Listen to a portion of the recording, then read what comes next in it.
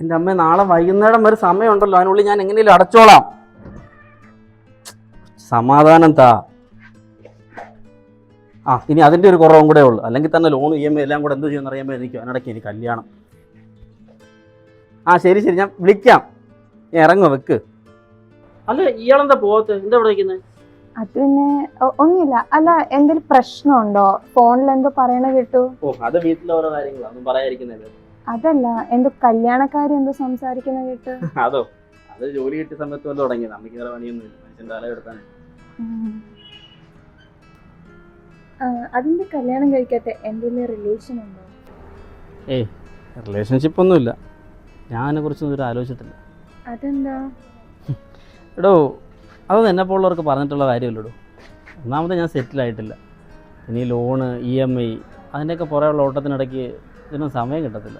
അപ്പൊ സമയം ഉണ്ടായിരുന്നെങ്കിൽ ഒരു കൈ നോക്കിയേനെ അല്ലേ? അത് നീയൊക്കെ പറഞ്ഞാൽ മനസ്സിലാകും. അതെന്താ മനസ്സിലാവാത്തെ? എടോ, ഇയാളെ മനസ്സിലാക്കി ഇയാളുടെ ഒപ്പം ജീവിക്കാനും ഇയാളെ സ്നേഹിക്കാനും ഒരു പെൺകുട്ടി ജീവിതത്തിൽ വന്നാലോ? എനിക്ക് സമ്മതമാണോ? ഇങ്ങനെ ആര് വരാനാടോ? അഥവാ ആരെങ്കിലും വന്നാൽ തന്നെ എൻ്റെ ഈ അവസ്ഥയും കാര്യങ്ങളൊക്കെ അറിഞ്ഞു കഴിയുമ്പോൾ അവരായിട്ട് തന്നെ പൊക്കോളൂ. ഞാനായാലോന്ന്? എടോ, തൻ്റെ പ്രശ്നങ്ങളൊക്കെ എനിക്കറിയാം. എല്ലാം അറിഞ്ഞിട്ട് തന്നെയാണ് ഞാൻ ഈ തീരുമാനം എടുത്തത്.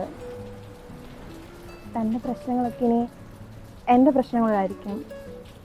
ആ ഒരു ഉറപ്പും തന്നാ പോരെ?